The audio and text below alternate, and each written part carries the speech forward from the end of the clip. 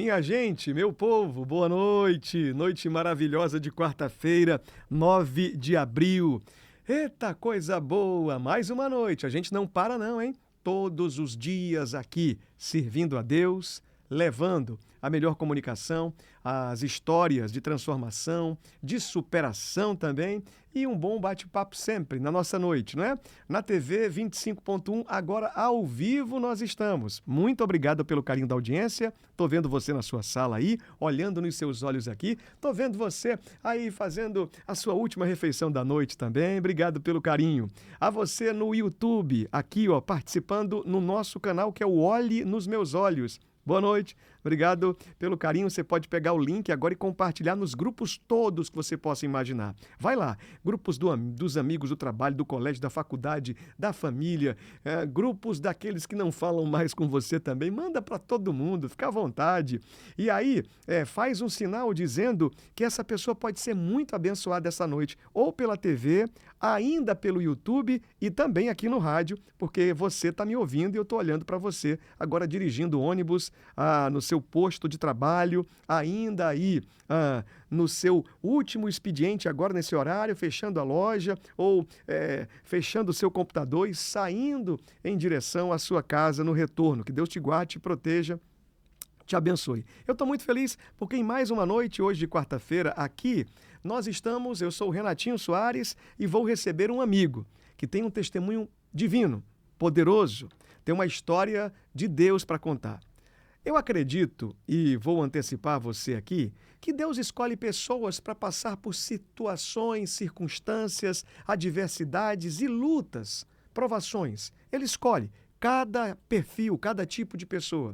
E esse convidado de hoje, ele é compositor, cantor, levita, não é? Ele é professor de esportes em um projeto social. Ele tem uma atenção muito grande para viver a vida que Deus tem chamado ele. Eu vou receber com salva de palmas aqui da minha equipe, e com muita felicidade esse amigo que é o Lucas Barros. Não é familiar da Aline Barros, nem da Camila Barros, mas tem o DNA do pai que ama a Aline Barros, a Camila Barros e você, meu amigo. Seja bem-vindo, boa noite. Boa noite, meu querido amigo Renato. Uma honra estar aqui, meu querido, com você. Grande homem de Deus que inspira esses jovens, essa nação, com a sua comunicação, com a verdade de Deus que tem no seu coração. Uma honra estar aqui, meu querido, com você, para compartilhar aquilo que Deus é, aquilo que Deus faz na vida de cada ser humano, em nome de Jesus Cristo. Maravilha, eu recebo com muita alegria também a sua chegada hoje aqui.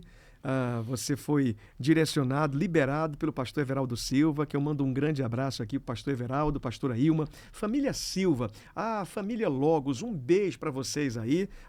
Liberaram hoje aqui o Lucas para vir sentar junto comigo, tomar a posição e falar sobre os temas mais diversos. Nas emissoras de televisão, tem dificuldade de liberar a turma que é do SBT, não quer liberar quem é da Globo, a Globo não quer liberar quem é da Record. Já viu isso que acontece? Aqui não tem isso não, o povo de Deus é unido na fé e tá aí o Lucas vindo ali da Logos para trazer muito de Deus. Só que a história do Lucas, ela transcende a denominação ou um projeto, um pensamento. Ela vai além.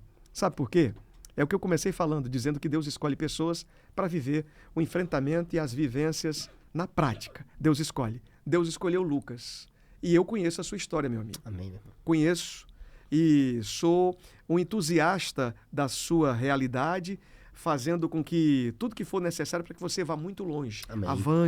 Avance os continentes aí, levando a palavra de Deus. Mas, um dia, no começo da sua história, não tinha certeza nem de como seria ou para onde iria.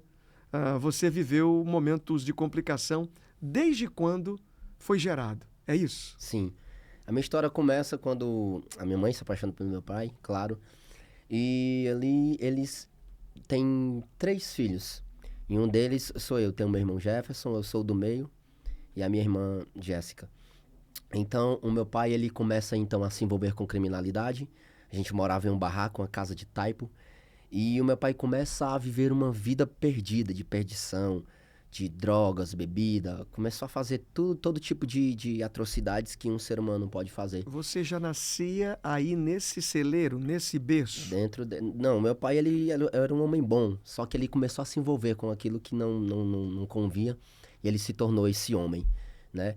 E a gente morava em uma casinha de taipo na beira do rio. E a minha primeira situação acontece, Renato, quando o meu pai ele vai trabalhar. Dá só um minuto, por gentileza. Vou Pois não. aproveitar. É casa de taipo, porque a nossa audiência agora ela vai além, não é? Para quem é do Nordeste, conhece casa de taipo. Que é aquela casa onde o pauzinho de mameleiro, a vara de mameleiro ali, ou de outro, o pau da sabiá, chamada, né? Aquela madeirinha que nasce aí no Nordeste, ela é tirada, arrancada e é colocada. Não é assim? Isso.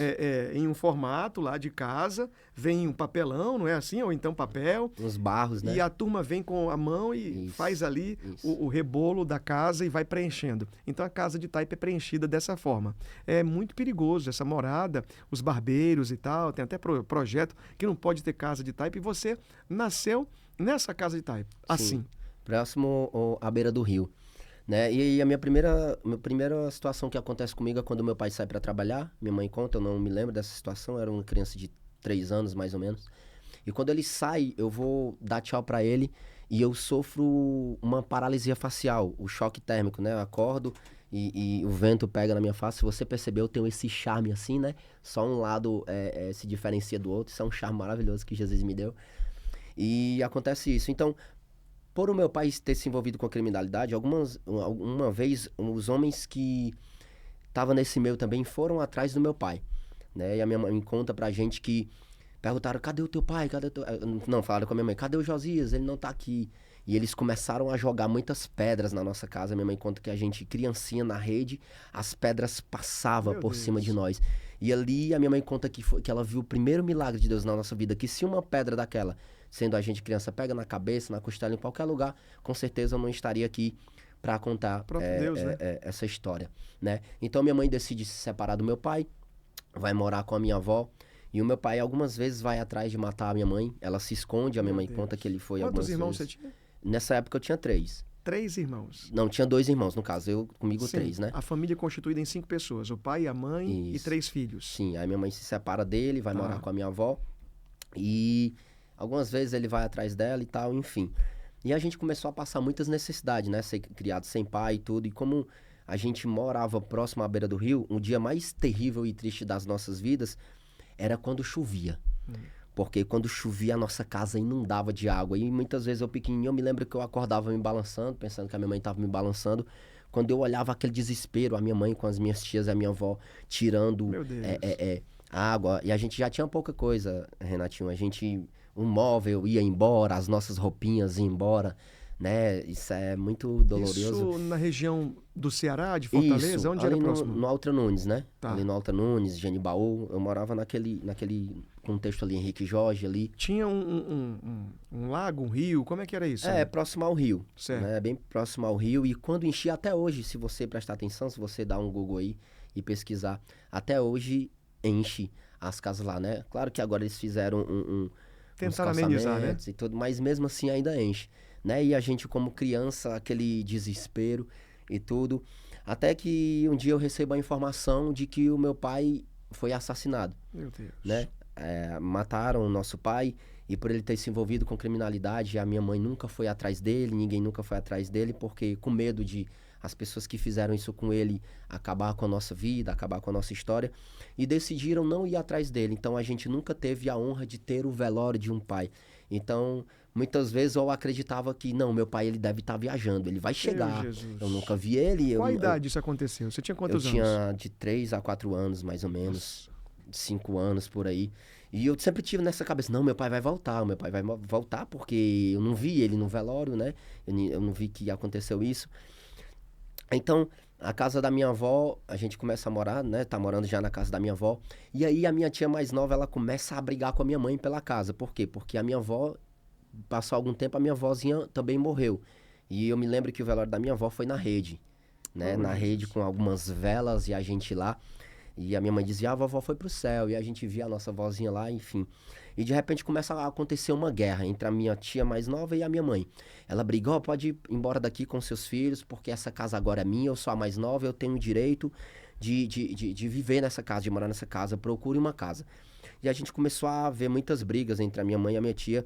E aí uma senhora que morava lá, perto da gente, pegou e deu a opção. ô Maria de Jesus, por que tu não mora na minha casa? E eu até brinco, né, que essa casa era uma casa muito engraçada, né? Ela não tinha banheiro, ela tinha teto, né? Tem a musiquinha que tem Sim, uma tem uma casa canção muito que diz. engraçada e tal, mas a nossa casa não tinha banheiro, não tinha nada, era só um compartimentozinho. E a gente foi morar nessa casa de favor e era numa região de Muturo. Assim, no entanto que a gente fazia as nossas necessidades em sacos plásticos, em garrafas PETs, Não foi fácil porque de uma não- etapa para outra. Você, com 3 anos, eu tô aqui. Ó que eu conheço a sua história, mas assim, com tanta minúcias, com tanto detalhe como você está fazendo, é até bom essa pessoa que está ouvindo pelo rádio depois ir no Instagram do Lucas e conhecer ele, tá? E aí, você que está acompanhando via YouTube, compartilhar para mais alguém também, porque, amigo, amiga, é uma história de superação. Olha, uma criança poderia ser cheia de traumas logo na sua idade, ainda da inocência ali, ter um sinistro desse que acontecia com o pai dele. Sai de um lugar para viver uma outra realidade. Chega nessa realidade, a vozinha, que também fazia muita presença, era um marco importante de proteção. Não tinha o pai ali, tinha a mãe e a avó. A avó falece. Agora, quando isso acontece, a mãe fica desesperada também, sem saber como é que vai caminhar. E você sai de uma etapa para outra. Quando essa mudança acontece, quantos anos você já vai ter agora? Quando você sai da casa ali para ir para essa, como você falou, a região do Monturo, não é? Era praticamente uns 6 anos. Foi umas coisas que foram acontecendo muito rápido, uma próxima da outra. Você tem assim assim, uns flashes dessa Tenho. imagem? Eu me lembro muito. Só voltando aqui um pouquinho, porque eu me lembro que nessa casa da minha avó também, Renato, foi onde eu fui abusado, né? Antes de sair da casa da minha avó, eu fui tocado. Eu fui abusado algumas vezes e isso gerou muitos traumas em mim. Eu nunca falei pra minha mãe. E o impressionante é que nessa próxima casa que a gente foi morar, que eu tô contando agora, nesse lugar tinha sido uma mulher abusada também. E de uma forma mais terrível, né? E eu fiquei com aquele trauma. Meu Deus, eu vou morar ali vizinho e tudo.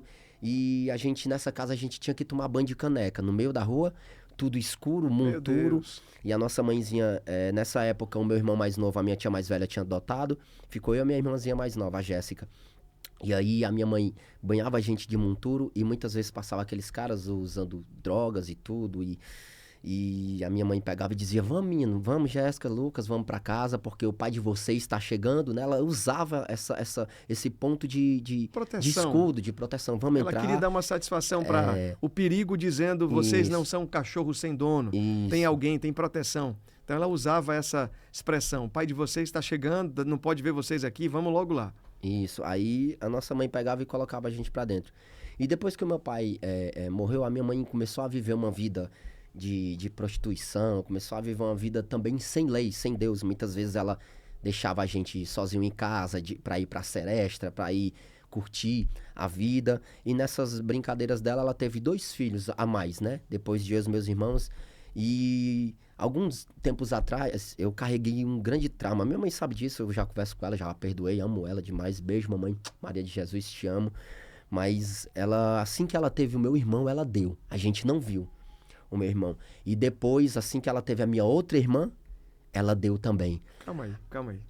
Rapaz, é uma história que você do outro lado que está assistindo, e eu não estou fazendo nenhum sensacionalismo, eu estou pensando aqui. Porque tem muita gente que do outro lado está e gosta de falar muito da vida do povo. Vida boa é a do outro, não sei o que e tal. Ou então fica querendo fazer competição de sofrimento. Ah, minha vida é muito difícil, eu tô aqui. Agora o Lucas Barros contando essa história aqui, eu fico pensando, qual é o teu problema mesmo, amiga? Hein, amigo? Olha, se a gente for abrir aqui pedindo para que você faça uma visita à sua consciência, sabe o que vai acontecer? É que se você der uma voltinha no IJF, no HGF, ou então no setor de UTI, de acidentado, você vai ver que tem gente que está sofrendo muito. Não é normal.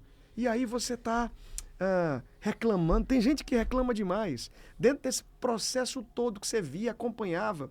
Você me falou sobre o abuso, não é?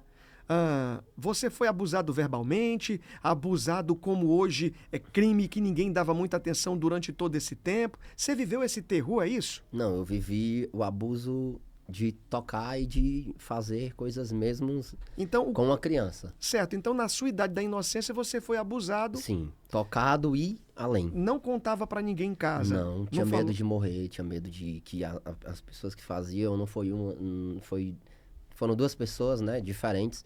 Eu O tinha medo. abusador se aproveitava pela condição de vocês. E aí eu fiquei com medo, né, com trauma, não vou contar. No histórico da família, a irmã ou alguém também foi abusado pelos abusadores? Alguma coisa desse tipo? Eu não tenho esse relato, Não né? sabe, né? Não. Mas você sofreu isso ali Sim, e ficou fazendo parte da sua história. sim. Quando a sua mãe começa agora a sair de casa, que você estava falando, não é? Deixar vocês com quem? Vocês ficavam A como? gente ficava sozinho em casa, né? Muitas vezes eu e a minha irmã acordava gritando, mamãe, mamãe, mãe, socorro. Achava que tinha sido abandonado, né?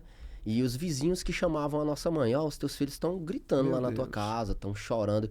E às vezes ela chegava, o que é, menino? Muitas vezes dura, né? Isso dói muito no coração dela, minha mãe é serva de Deus hoje, mas faz parte da minha história. E sem o conhecimento, Sim, a ignorância, a Bíblia vai dizer que Deus não leva em conta o tempo da ignorância. sim. Ela era ignorante, estava perdida, ela não conhecia o amor de Deus. Então, essa cobrança não pode existir, né? Sim. E aí depois a gente foi morar em outra casa emprestado. Era uma casa de parto. Como assim? Uma casa onde as mulheres tinham filhos, né? Já estava inutilizada e tudo. A patroa da minha mãe pegou e chamou, ó, você pode morar aqui. E eu posso te dizer que foi uma das casas mais tenebrosas que eu vivi. Por quê? Porque a gente via o maquinário, era muitos quartos, uma casa enorme, Meu Deus do céu. gigante, né? A sua idade nesse tempo? Sim, só que aí as Qual era a necessidades... idade que você tinha nesse tempo? Eu não consigo recordar de idade, né? Tá. Porque são muitas coisas, muitos traumas que geraram em mim. Eu acabei perdendo. Pra Sim. mim, eu vivia que nem um ser humano que eu tinha alguma esquizofrenia, eu perguntava, um copo, por que um copo é um copo? A minha mãe é minha mãe, por quê? Nossa. Eu ficava cheio de loucuras na minha cabeça, então eu comecei a perder algumas coisas. E por consequência da paralisia facial, eu comecei a ter algumas convulsões, né? Algumas vezes acordei no hospital, algumas vezes passava mal. Eu me lembro que um dia eu tava jogando de bola com meu irmão nessa casa, e eu comecei a dizer, eu tô passando mal, e desmaiava. E eu me lembro de uma cena, Renata, essa cena é muito forte, quando a minha mãezinha chegou do trabalho e eu olhei pra ela, eu botei as minhas duas mãozinhas sentado na rede e eu disse, mamãe, por favor, mamãe, pede ao papai do céu pra não deixar eu morrer. Eu não quero morrer, mamãe.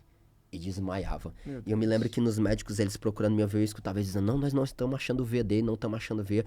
E eu apaguei. Pronto, de repente, quando eu acordei, eu tinha tomado mais ou menos 4,5 litros de soro, 5 Você litros tinha e meio. convulsionado? Era, tinha algumas convulsões e eu me lembro que a minha mão ficava bem grande assim, de tanto soro, né? Então as necessidades, a gente começou a passar fome, passar necessidade. Aí alguém deu uma ideia pra minha mãe. Coloca ele num colégio interno, porque lá ele vai ter comida e você pega ele nos finais de semana. Ele e o irmão dele, porque era pra homens. E aí a minha mãe teve uma excelente ideia de colocar eu e meu irmão no colégio interno. A gente ia pro Pia Marta, né, que é ali no bairro Fátima. Do Pia Marta, um ônibus pegava aquelas muitas crianças e levava pro Palcuti, pro Alto da Serra. Lá a gente tinha comida maravilhosa, tinha água para beber, suco, tinha estudo. Só tinha uma coisa, a ausência e a falta da minha mãe.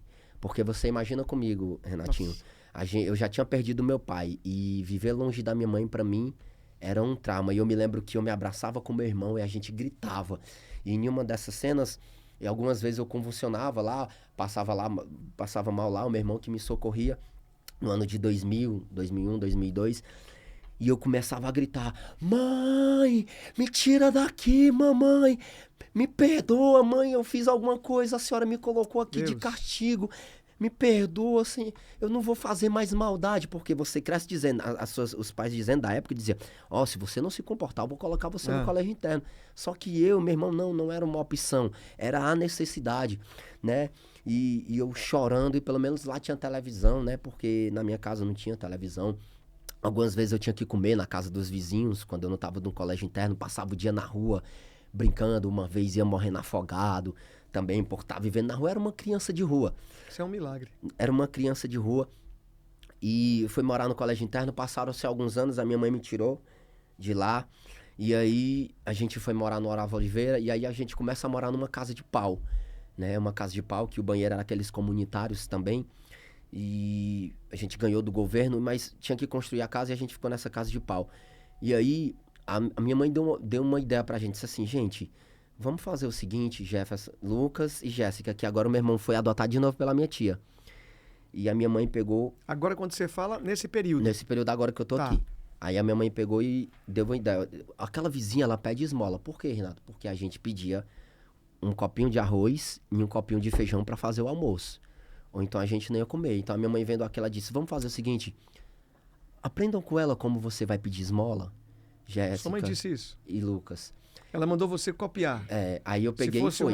Se fosse no mundo moderno hoje, a turma ia dizer, estava modelando a prática que a senhora que pedia alimentos estava pedindo. E vocês rápido aprenderam. Era uma criança como a gente, né? E ela pegou e disse assim, ó, é assim. Aí pra mim eu batizei como o cântico da esmola, né? Tem um cântico de Moisés, de Miriam, pra mim é o cântico da esmola. Ela dizia assim, ó, ei, senhora, me dá uma esmolinha, pelo amor de Deus. E ali a gente ganhava um ovo, pão, um pouquinho de arroz, um pouquinho de feijão. Por que que a gente teve que pedir esmola, Renato? Porque na época minha mãe não tinha 25 centavos para comprar meio pão. Eu me lembro que na época 25 centavos era meu pão e você comprava 50 centavos de manteiga, você colocava num papelão. Assim, você é dessa época, você se lembra? Pegava assim, 50 centavos de manteiga e colocava assim no papelão, amarrava, enrolava e levava para casa. E antes de eu pedir esmola, a gente tomava um negócio chamado caldo de caridade, porque ou a gente tomava ou a gente morria de fome. O que é o caldo de caridade? É água, alho, farinha, uma pintadinha de sal e manteiga.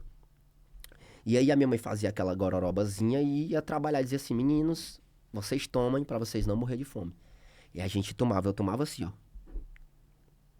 Com a mão no nariz pra não sentir aquele cheiro. Então aquilo começou a virar hábito pra mim. O caldo de caridade pra mim começou a ser bom, né? Então a gente começou a pedir esmolas e quando a gente voltava da rua, era o momento mais maravilhoso quando eu vinha com aquela sacola cheia de coisinhas dentro, Renatinho. As doações que As você tinha doações, conseguido. arrozinho, a minha mãe juntava um arroz com o outro, feijão com o outro e fazia a nossa comidinha. E o dia mais maravilhoso era quando a gente ganhava um ovo. E você tá reclamando porque come ovo. Forte. Sabe o que era a confusão na minha casa? Você que tá olhando pra mim agora. Era quando a minha mãe partia uma linguiça no meio e um pouquinho mais ia pra minha irmã mais nova. Meu e eu Deus. ficava com um pouquinho menos. E eu brigava. Por quê, mãe? Eu também fui pedir esmola com ela. Por que que ela tem que fazer isso, que ganhar mais? E eu me lembro que a nossa comida era assim, quando não tinha mistura. Era o arroz, se tivesse o feijão, arroz e feijão, se não tivesse só o arroz ou só o feijão, a gente pegava uma colher, esse óleo de soja que você torra ovo, Sim. a gente colocava na colher e colocava em cima e começava a comer, porque era a nossa mistura, era a nossa carne. O óleo ou o estava nosso servindo ovo. de um tempero, de... Uma coisa diferente, porque só arroz seco, né? E eu me lembro que um dia, eu criança, eu sentia a voz de Deus dentro de mim, eu escutava uma voz. Hoje eu entendo que a voz de Deus dizia assim, ó, fecha os seus olhos e imagina que você tá comendo um pedaço de frango, uma Sério? coxa de frango. Você ouvia isso? Ouvia. E a parte que eu mais gosto é a coxa de frango hoje, né? Então E eu Deus já comunicava com dava uma você estratégia no pra meio mim. dessa dor. Era. E eu escutava aquela voz, meu, que loucura é essa? Aí eu, beleza.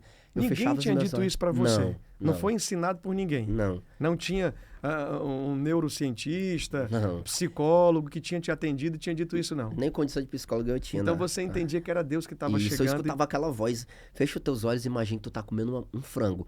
Então eu pegava aquela parte do frango imaginário, comia meu arroz com óleo Que isso?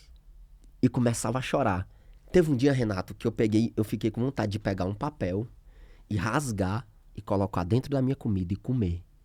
Pra imaginar que era um pedaço de carne. Meu Deus. Algumas vezes eu e a minha irmã comia aquela areia vermelha na época. A gente colocava assim, crocante, recheado no chão quando a gente passava na rua, comia. Pirulito do chão quando a gente passava, comia. A gente não tinha condição de comprar uma comida, um pirulito, algo assim. Então como que a gente ia comprar? Se a gente não tinha condição, a gente aproveitava na rua, a gente olhava pro lado, olhava pro outro, não tinha ninguém, a gente pegava, escondia e comia. Eu levava pra casa, lavava e comia, né? Segura rapidinho aí. Não perde o raciocínio, não. Segura.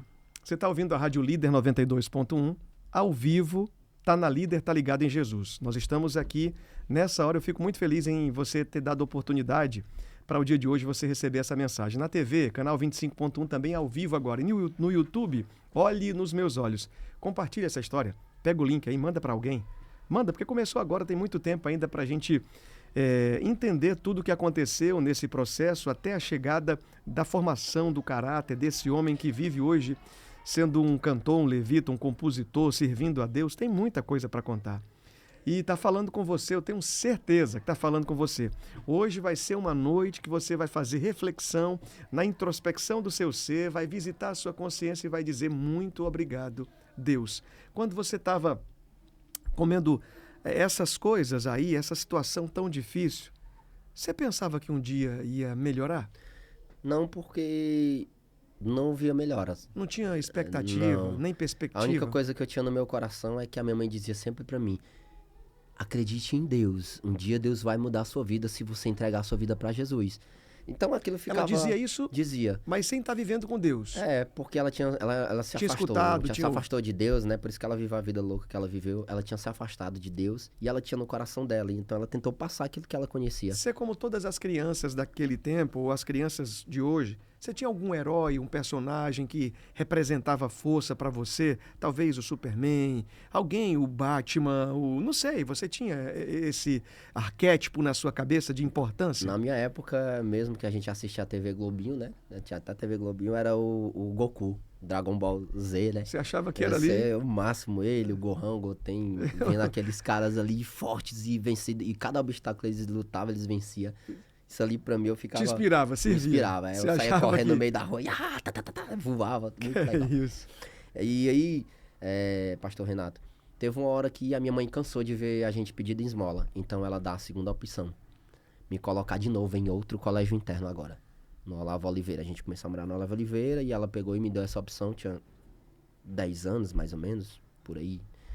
E ela me coloca em outro colégio interno. Esse foi o que eu passei mais tempo, né?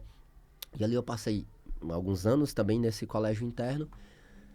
E passaram-se alguns anos, eu tenho que correr pra gente chegar no ponto que a gente precisa, né? Rapidinho, qual o tempo, o meu amigo Pedro, que nós temos aí? Tá muito forte aqui. Tá muito forte. Nós temos esse tempo ainda na regressiva, é isso? Então tá bom. Então vai lá, continua. E aí nessa nova jornada, dessa nova instituição, desse novo colégio, que era interno mais uma vez, sofrimento ainda. Deixa eu só explicar o que é o colégio interno. Você que não sabe o que é um colégio interno, é assim. Os pais colocam eles lá e deixam eles lá de segunda a sexta. No sábado, a mãe ia buscar. Algumas vezes a minha mãe ia buscar no sábado, algumas vezes a gente passava 15 dias, né? Porque às vezes Meu ela não tinha dia Deus. da passagem, ou se ela soubesse que não tinha dinheiro da passagem nem comida pro final de semana, ela não buscaria eu e meu irmão. Te deixava lá.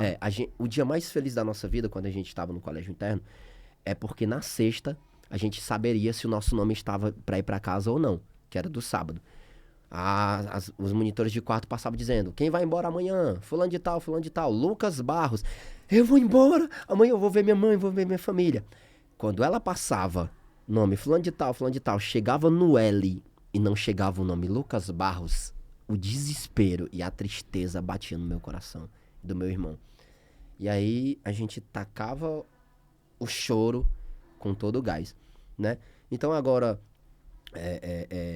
eu saio, né, desse colégio interno, já tô maiorzinho, e a gente vai morar... A gente sempre morou em casas que, perto assim, era bocas de fumo. Então a gente viu a criminalidade, a drogadice de uma forma muito normal, assim, de fato. Eu só não me envolvi... Fazia parte do dia a dia de É, vocês. eu Não só era não- nada muito distante, não. Não, eu só não me envolvi com criminalidade, primeiro, porque eu tinha medo de morrer, porque como eu tinha minhas convulsões, elas serviram pra alguma coisa, me deixarem medroso pra morte. Eu tinha medo de morrer porque eu sabia que se eu me envolvesse com criminalidade, eu ia morrer cedo, porque o meu pai morreu cedo. Se eu usasse droga, eu tinha medo de ter uma convulsão. Você não usou drogas? Graças a Deus, nunca não. E eu tinha medo de ter uma convulsão e morrer. Então, de certa forma, Deus, ele me resguardou nisso daí. E eu tinha muitas vezes a oportunidade, os meus amigos me chamavam pra fumar maconha, me davam armas, ei, vamos fazer um assalto. Eu vi os meninos fazendo um assalto, quando eles chegavam, eles diziam, acabamos de fazer um assalto, ganhamos isso aqui. Agora tu imagina só, uma criança, um jovem com a miseridade daquilo, e vendo os caras cheios de dinheiro. Então Meu eu saio Deus. do colégio interno e eu começo a vender din-din na rua. Você sai quando diz sai, você parou de estudar. Não, eu saí do colégio interno pra ir pra casa da minha mãe, porque eu já tava maiorzinho, já Tá, com tudo bem. 13 anos, 14 anos. E aí, a minha mãe, vou pra casa da minha mãe e miséria. A minha mãe tentava trabalhar, trabalhava daqui, trabalhava dali, e nada, e a gente passa por muita dificuldade. Então, a minha mãe passa em um supermercado, né? E ela pega e diz assim, você tá vendo aquelas crianças, filho? Eu disse, sim, mamãe.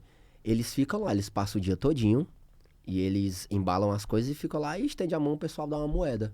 Aí eu disse, Meu então Deus. tá bom, tá ótimo. Eu vou pra escola de manhã. A minha mãe disse assim, ó, essa é a opção de você sair do colégio interno.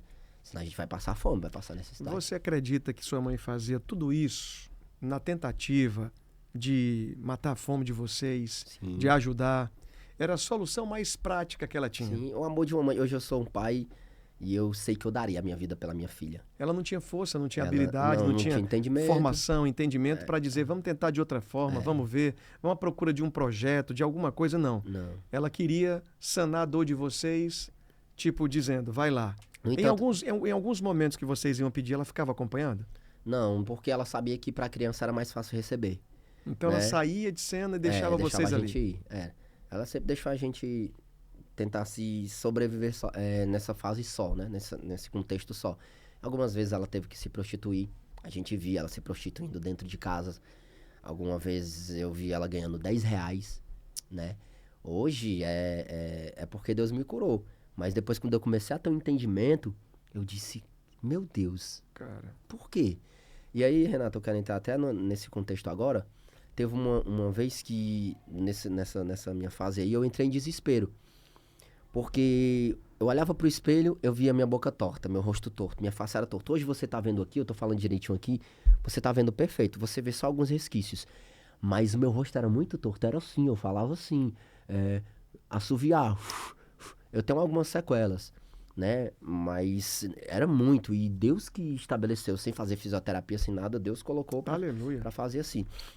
E aí teve uma hora que eu entrei em desespero. Eu fechei a minha rede e foi aí que eu tive uma experiência com Deus. Eu gritei na minha rede. Eu disse, Deus da minha mãe, que a minha mãe falava pra mim entregar a vida a Ele. Se o Senhor existe, o Senhor é mau. Meu Deus. O Senhor é muito mau. Como o Senhor criou todas as coisas? É por isso que tem os ateus, né? Eu fiz uma pergunta de ateu. Como o Senhor criou todas as coisas e permitiu que eu nascesse? Ali, Deus veio e falou comigo de novo. O que você tá falando? Eu disse que Deus é mau. E Deus disse, eu sou Deus, estou falando com você agora. Me diga, me prove que eu sou mau. Eu disse, vou provar. Eu tive paralisia facial, eu fui abusado, a minha mãe tem que viver nessa situação, eu não tenho um pai para me proteger, eu passo necessidades terríveis, eu peço esmola. Por que que o Senhor fez eu nascer, Deus? Mau. Eu não tenho um pai. Se eu tivesse um pai, eu não estava passando fome. Eu não estava passando por essa situação. Ali Deus falou comigo assim. A partir de agora você vai ter um entendimento, mas você não vai compreender agora. Mas eu quero te dizer a primeira coisa. Eu não podia permitir que seu pai estivesse vivo.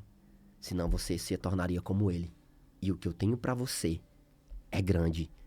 Você precisa impactar. E agora tu imagina um jovem... Sim, passando para eu um ia te jovem perguntar escutando isso. Te perguntar isso.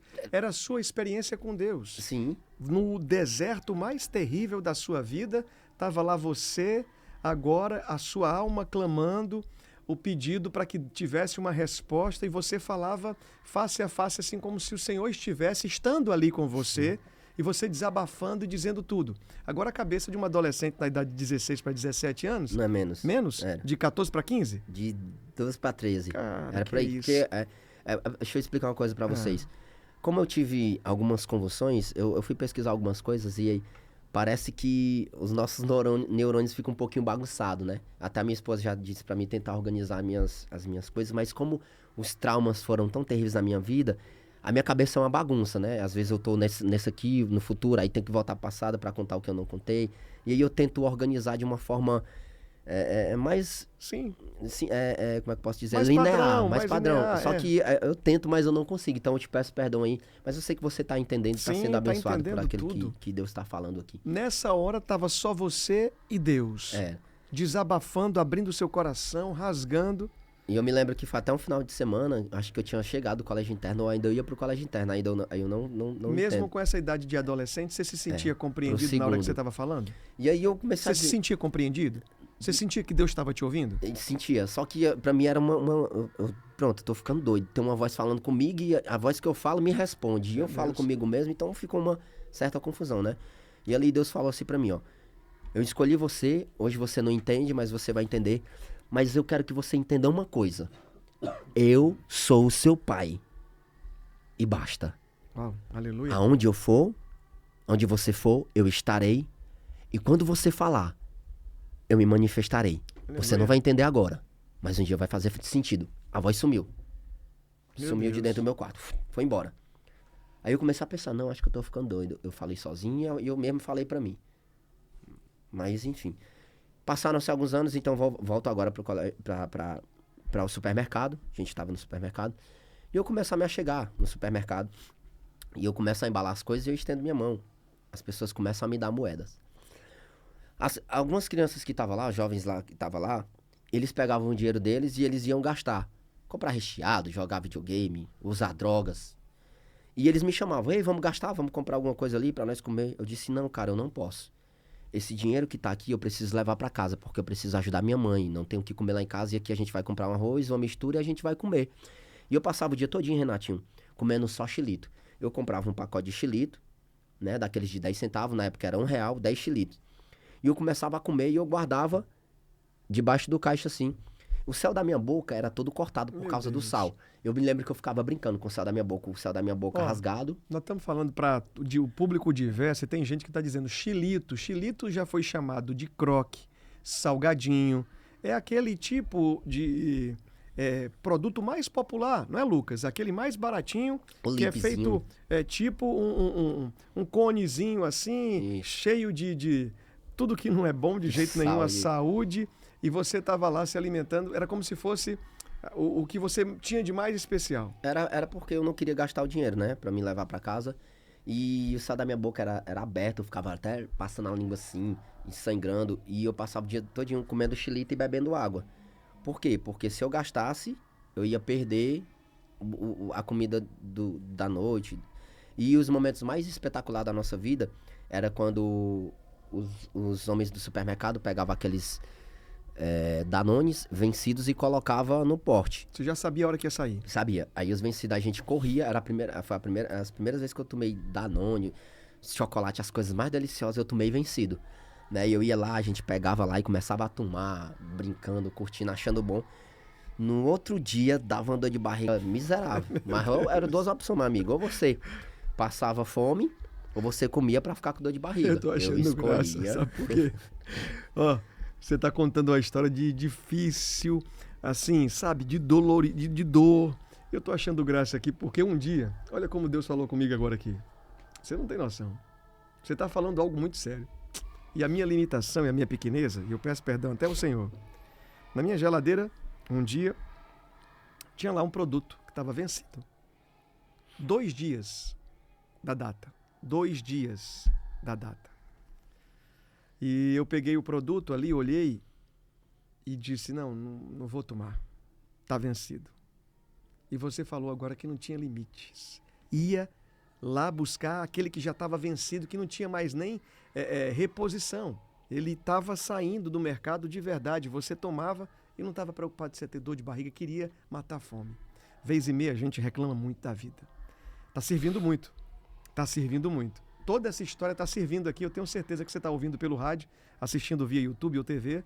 Está servindo, está falando com você. Pode continuar, meu amigo. E aí era muito bom, né? Porque era gostoso aquela sensação de tomar aquilo. E a gente também pastorava a bicicleta das pessoas que chegavam lá. Ei, deixa eu olhar a tua bicicleta pra ninguém levar. Aí as pessoas davam uma gorjeta, tudo era por centavos, R$1, 25. E aí no final, né? Eu estudava, por exemplo, à noite, ficava de tarde.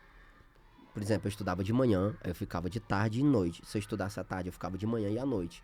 Né? Eu não tinha negócio de ir pra ali, ir pra shopping, sei o que, sabe nem o que era isso. Né? Eu vivia pra trabalhar, pra levar comida pra minha mãe. Eu não queria que a minha mãe sofresse tanto, que a minha irmã sofresse tanto. E eu pegava esse dinheirinho e transformava em real, né? Eu dava R$5 no dia, dava... O dia mais espetacular, que era começo de mês e final de mês, que as pessoas vêm tudo fazer compras, dava R$10 de moedinha, R$7 de moedinha. Então, naquela época, era um dinheirinho legal, né? Que dava pra gente comprar alguma urgência que você tinha ali. Que a gente precisava. Você vai começar agora a caminhar saindo desse semblante ou dessa vivência ou dessa prática de muita dor. Aonde é que vai começar a entrar a resposta daquele encontro com Deus que você teve. Aonde é que vai começar a chegar agora a resposta para começar a mudar o giro da sua vida? Porque você abriu o coração, rasgou tudo ali, disse, Deus! E aí, aonde é que entra a escala de mudança, a escala de transformação? Com quantos anos isso vai começar a acontecer? A escala de mudança, ela aconteceu na minha consciência e no meu coração, porque o sofrimento, ele se estendeu por longos anos ainda.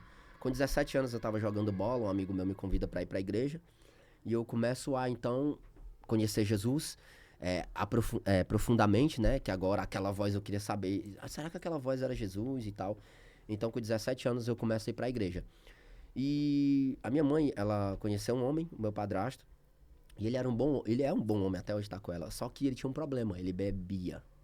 E quando ele bebia, o inferno continuava na minha casa. Então, o inferno da dificuldade, ele se estendeu por longos anos. Por quê? Porque com 17 anos eu aceito Jesus, e pra você ter ideia, nas crises que eu tinha dentro de casa, meu padrasto brigando com a minha mãe, querendo bater na minha mãe, até ameaçando ela de morte, algumas vezes, eu me lembro disso. E pra acabar aquele sofrimento que eu tinha que dormir na igreja. Muitas vezes eu ia pra igreja, que eu me congregava, e eu dormia na igreja. O dia mais top de dormir na igreja é quando tinha um carpetezinho. Quando não tinha, me encolhia no chão, botava minha blusa no chão. Sofrimento. E me deitava no chão. E ali Deus falava assim pra mim, ó. Dorme em paz, filho, porque enquanto você dorme aqui, eu cuido da sua mãe. Você sempre teve essa facilidade de comunicar com Deus, né? Deus sempre estava ali te dando esse alívio, esse sustento. A voz de Deus te guiava sempre. No entanto, que quando estiver faltando alguns minutos pro final, tu me avisa, porque eu quero que você entenda qual foi o projeto de Deus nisso tudo. Entendeu? Por que eu ouvia essas vozes depois que eu fui entender tudo. E eu ficava na igreja para orar pela minha mãe. Senhor, por favor, não deixa ele maltratar minha mãe ou matar minha mãe. Eu não quero receber uma notícia mal no outro dia. E eu ouvia Deus dizendo assim pra mim, pode dormir em paz, porque quando você chegar amanhã, a sua mãe vai dizer que a noite foi maravilhosa. Eu vou cuidar da sua mãe. E aí o que me guardava mesmo assim da minha depressão, crise de ansiedade, porque eu carregava muito essas coisas, era quando eu começava a cantar pra Deus. Eu descobri que eu tinha um dom da composição, porque eu começava a expressar as minhas dores, as minhas lutas ou aquilo que eu estava vivendo. Você lembra o que você cantava? Que tem aquela, assim como você falou da casinha lá, que tinha uma casinha muito engraçada. Sim. Você tem isso na memória. O que você cantava para Deus nesse momento de dor? Eu cantava as minhas próprias dores, né? Tem uma música que até eu vou fazer falar de forma rápida. Aqui uma das minhas músicas era assim, a letra. Me desanimei, hoje eu vou parar, eu vou desistir, vou me acabar, pois Deus me deixou sozinho aqui. Não quero viver e nem mais sofrer, eu vou me matar. Essa fé, essa vida eu vou deixar. Pra mim já deu, eu tô vazando, eu tô indo embora do mundo, irmão. Acabou. Aí na música eu digo assim, eu pensava assim, foi quando eu observei. Jesus está olhando, observando a mim. Então ele veio me encontrar, parou e começou a falar. Fique calmo, eu estou aí. Então na música eu começo a dizer, perdoa, Senhor. Como é que eu penso assim, ó Salvador? Né? E aí eu começava a cantar o que eu tava vivendo. Né? Forte. Começava, Deus te busco, Pai te venero, Pai me ajuda, me socorre, tô sentindo que vou morrer, será que acabou, eu nasci pra quê? E você só dentro da igreja. E eu começava a compor dentro de casa, no entanto eu tenho até hoje esses cadernos guardados, e eu ficava me perguntando, né, às vezes eu ia pra pracinha, teve uma época que até as pessoas da minha família diziam, ele tá ficando louco, ele tá enlouquecendo, ele tá falando sozinho, porque eu ficava com esquizofrenia. Eu me lembro que numa dessas esquizofrenias eu me joguei dentro do banheiro e eu comecei a gritar, Deus, Deus, não, Deus, eu não quero morrer, Deus não me abandona, Senhor, por favor. Eu via a terra girando e como se eu estivesse girando junto. É muita coisa louca que eu via na minha cabeça. E é que nem eu tô te dizendo, Renatinho, eu só não me matei porque eu tinha medo de morrer. Porque se eu não tivesse medo de morrer, eu tinha me enforcado, eu tinha me envenenado, eu tinha tacado uma faca na minha garganta. Eu escutava a voz do diabo dizendo, pega uma faca. Talvez você tá escutando isso aí. Mas não faz não. Eu escutava o diabo dizendo assim, ó, pega uma faca e taca na garganta, todo mundo vai te amar. Quando tu estiver no caixão, aí tu vai ver, todo mundo vai te dar valor. O diabo enganando, como sempre, terrível, cruel e perverso, essa é a maior negação, a maior mentira que o diabo tem tentado contra a vida da humanidade, do povo. O Lucas está contando todo o sofrimento da sua história, a sua dor, mas tem a virtude de Deus que habita nele, nós vamos caminhar nessa parte, porque, olha, ele foi provado, testado, não é? ele viveu essa história. E eu acredito que talvez algumas outras pessoas tenham vivido algo parecido, ou então talvez algo um pouco mais drástico, ou ainda alguém que esteja dizendo, não, graças a Deus que eu não passei por isso não. Mas eu vejo você falando aqui, e sabe o que é que eu vejo?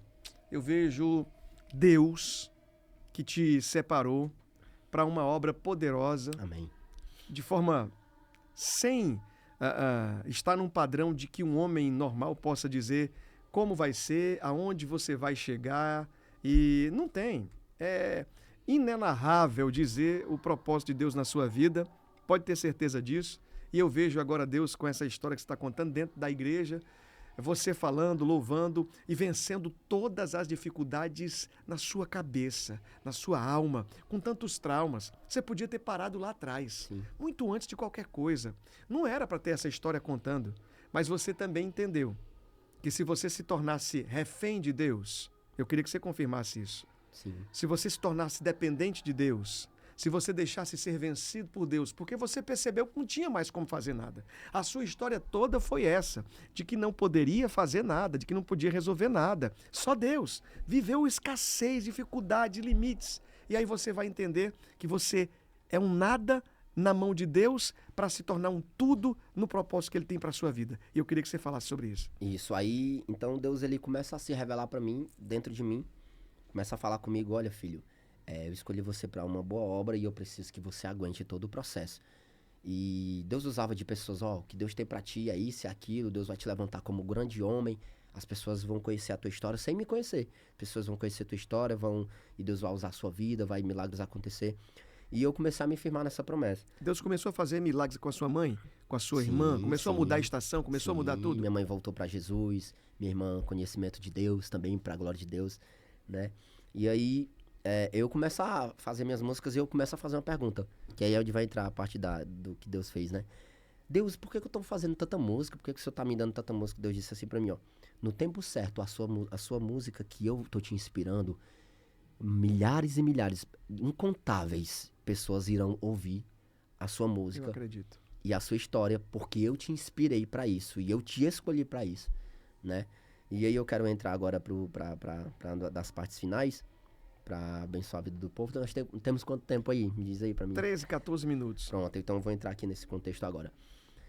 E eu comecei a ouvir, era de outra igreja, eu comecei a ouvir a Rádio Logos, né? E Deus usando a vida do pastor Everaldo e tudo. Até que Deus me convida para ir para Logos, fui conhecer o pastor Everaldo, um grande homem de Deus.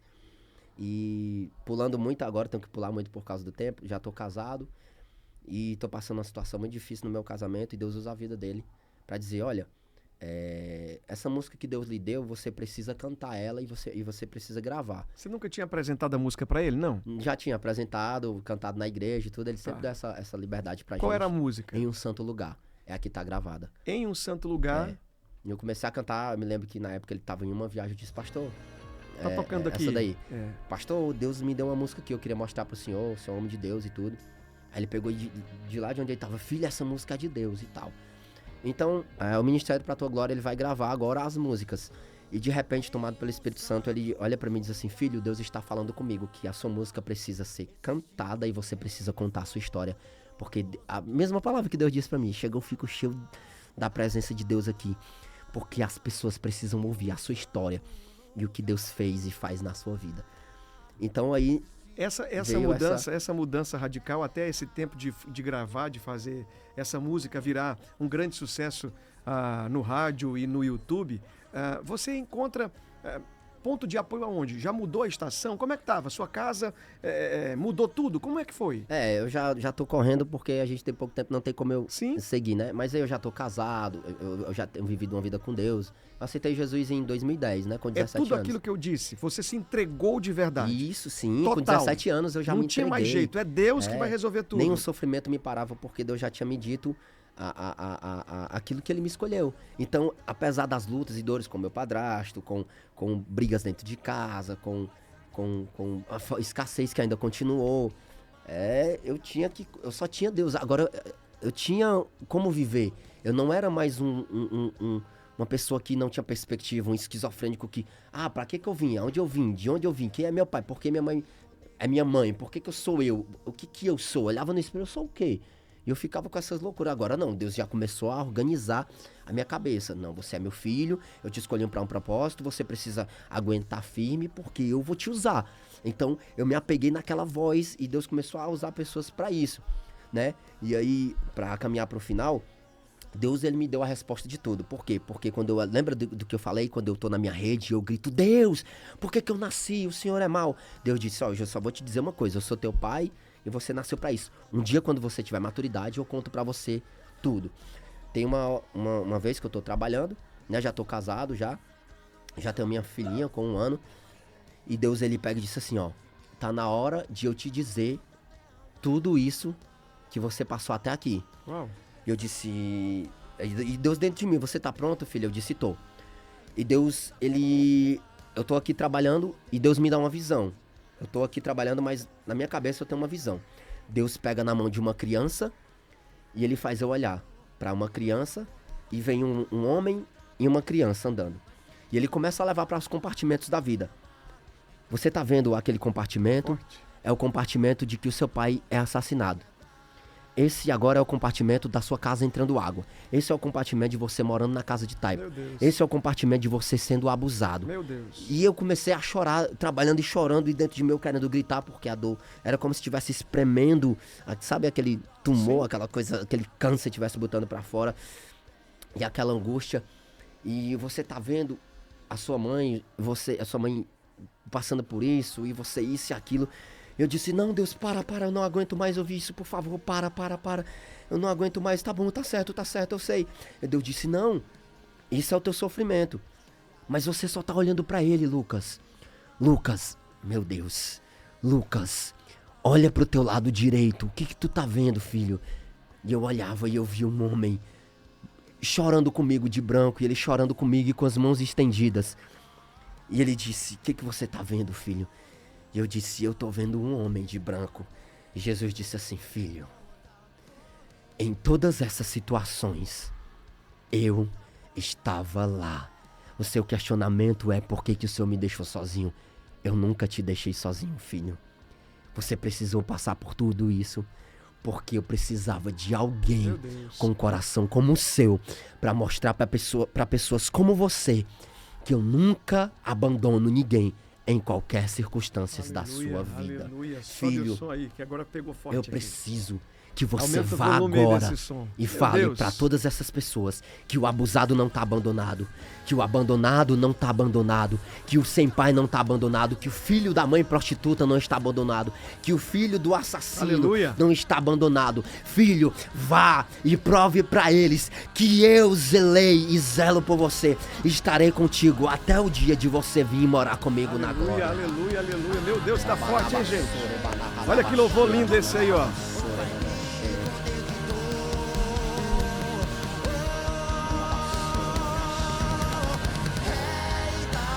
Aleluia. Ele me prendeu no amor dele, ele me agarrou no amor dele. Forte demais, hein? Como é que eu posso sair do amor de Deus se ele me agarrou e ele me prendeu e disse, olha, Aleluia. minhas dores foi por você, a minha morte na cruz foi por você. Eu acredito, sabe, que essa noite é uma noite de cura para a vida de centenas, milhares de pessoas. Nós não temos limite aqui, não conseguimos entender o nível de onde está chegando o rádio, aqui na Rádio Líder 92.1. Mais de 80 cidades estão ouvindo a nossa programação agora. Está chegando para milhares de pessoas. No YouTube, ninguém tem limite de como vai ser a repostagem, os cortes, o compartilhamento. Ninguém sabe agora a TV onde está chegando.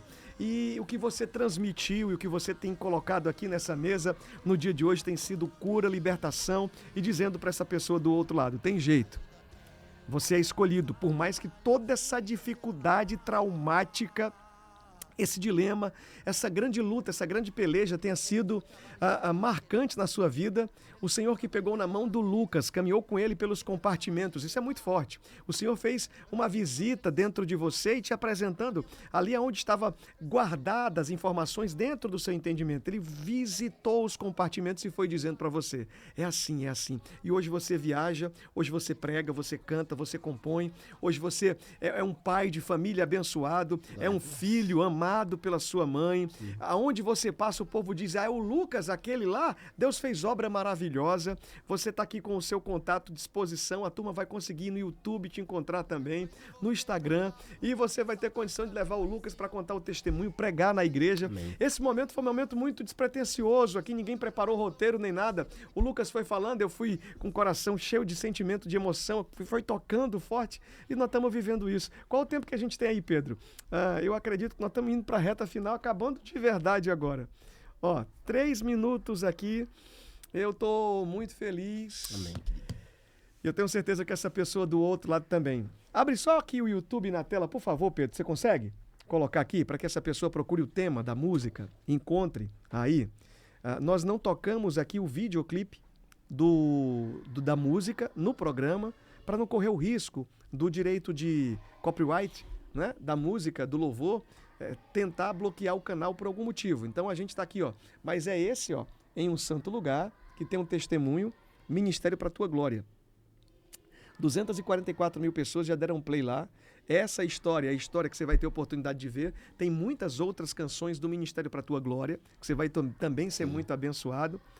Eu estou aqui certo de que o Senhor nosso Deus é poderoso, fez, vai fazer, e durante todo esse tempo você foi preparado para sarar a vida de pessoas. Amém. Que talvez nem acreditasse que tinha alguém com sofrimento tão grande que conseguisse agora ter paz na alma, tranquilidade para viver uma vida em Deus. É difícil? Sua história é um grande milagre. Coloca o trechinho da música, tira aqui da tela, por favor, Pedro. Coloca o trechinho da música aqui. Eu queria que você, nesse tempo que estamos findando, qual é a frase, a expressão mais forte da canção que diz, que marca você, dessa canção que Deus te deu? Qual é a frase, a expressão, o que é que diz? Ele tem o trabalho de zelar. Esse é o nosso Deus. Aleluia. Em um santo lugar existe um A descrição do vídeo, a nossa produção está dizendo que vai ficar aqui debaixo, não é? Para que a pessoa possa clicar também e aí ir lá na sua música, no seu louvor e ver. Eu sei cantar esse hino, viu? Não canto tão bem como você, mas eu sei adorar a Deus aí. Tá benção. Aí a letra vai dizer, eu tenho... Vai, canta aí. Ouça as pancadas do martelo e o seu corpo vai sangrando, vai sangrando, vai sangrando. Mas ele não quer parar de me amar. Em cada gota derramada é uma alma que é salva. Meu Pai está consumado, voltei ao jardim. Eu vejo marcados os pregos, ouço as pancadas do martelo e o seu corpo vai sangrando, vai sangrando, vai sangrando. Mas ele não quer parar de me amar. Em cada gota derramada é uma corrente que é quebrada.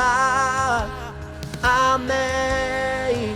Foi rasgado o véu, o Pai me conectou. Aleluia, meu Deus. Ai, Rei da Glória, o Senhor tem um prazer, Tem um trabalho tem um de trabalho zelar. de zelar em um santo lugar. Esse é o santo lugar que nós estamos vivendo aqui. O nosso programa, Olhe nos Meus Olhos, vai ficando por aqui. Eu vou agradecendo o carinho da audiência, prometendo voltar amanhã, no mesmo horário, 22 horas, aqui na TV 25.1, aberto para você assistir. No YouTube vai ficar salvo, no nosso canal Olhe nos Meus Olhos. Na Rádio Líder, você está ouvindo agora, onde você estiver aí também. A gente se encontra amanhã. Qual o tempo que tem? Já acabou? Como é que tá aí? Fala para mim. Zerou tudo aí? Então tá bom, ó. Lucas, obrigado. Deus te abençoe muito, tá? Honra. Deus te leve... Você não vai ficar parado, tipo... Eu posso dizer isso aqui do fundo do meu coração. A sua esposa, você e a sua criança vão rodar muito em várias estações, em vários lugares, sabe? Servindo a Deus. Pode se preparar, porque não tem freio, não. Vai ser isso mesmo. Se prepara porque é coisa forte. Amém. Teu testemunho toca o Brasil, toca o mundo e Deus vai te usar muito, tá? Amém. Pode agradecer aqui a participação Quero de hoje, fica à mandar vontade. um beijo pra minha mãe, Maria de Jesus, pros meus irmãos, Jefferson e Jéssica.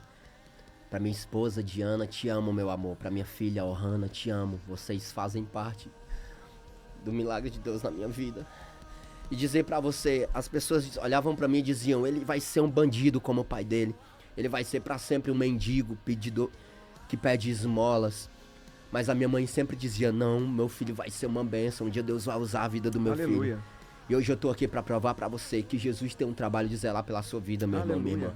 E que ele quer usar a sua vida pra glória dele. Não desista, não se mate, não se entregue. Jesus está com você, ele está te guardando, em nome de Jesus. Glória Amém. a Deus, minha gente, um abraço. Tá vindo aí mais um momento especial da oração direto do altar.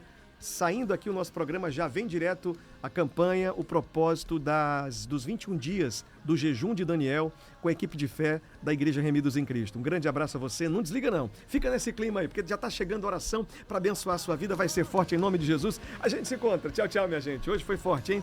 Um abraço, tchau, tchau.